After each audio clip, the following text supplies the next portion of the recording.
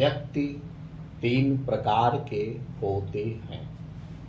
एक वे हैं जो किसी काम के बारे में सुनते ही यह कह देते हैं कि यह काम हमसे होगा ही नहीं। इस प्रकार वे हाथ पर हाथ धरे बैठे रहते हैं और दूसरे की राह ताकते रहते हैं कि कोई दूसरा उसका काम कर ही देगा।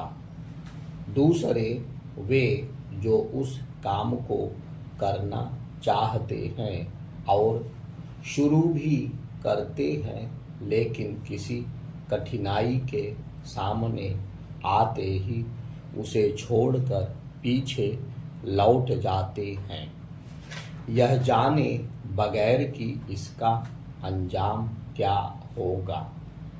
तीसरे वे जो काम शुरू करने से पहले 10 बार सोचते हैं, लेकिन जब सोच लेते हैं तो फिर काम खत्म करके और उसका परिणाम लेकर ही दम लेते हैं।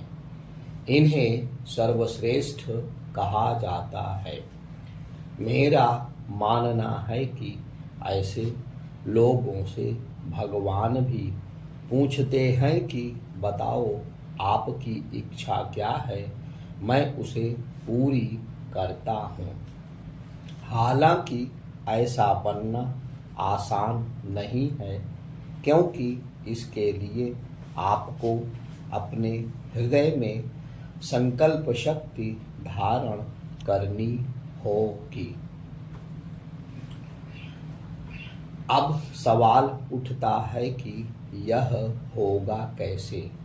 हम तो जीवन भर योजनाएं बनाते रहते हैं और करने के समय कुछ नहीं कर पाते हैं, जबकि हमें अपने जीवन के महत्व को समझना चाहिए और यह मानना चाहिए कि इस पृथ्वी पर हमारा जन्म लेना एक महत्वपूर्ण घटना है। आप में इतनी शक्ति है कि यदि चाहें तो अपनी शक्तियों का विस्तार करके इतिहास रच सकते हैं, परंतु आपने तो पहले ही हार मान ली।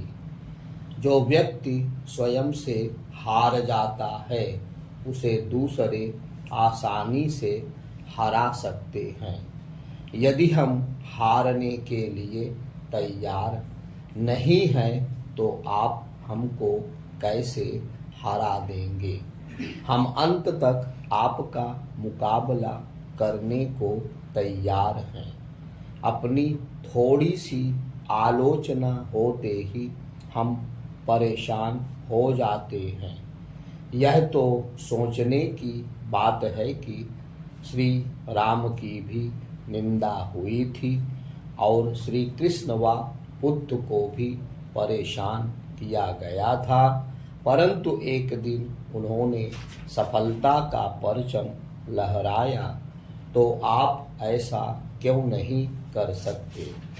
क्या आपका जन्म केवल दासता के लिए हुआ है? आप दासता को क्या स्वीकार करते हैं?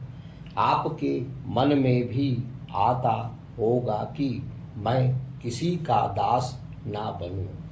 हालांकि आपकी प्रवृत्ति, दुष्कर्म, अहंकार आपको दासता की ओर धकेल रहे हैं और आप कहते हैं कि हम दास नहीं हैं।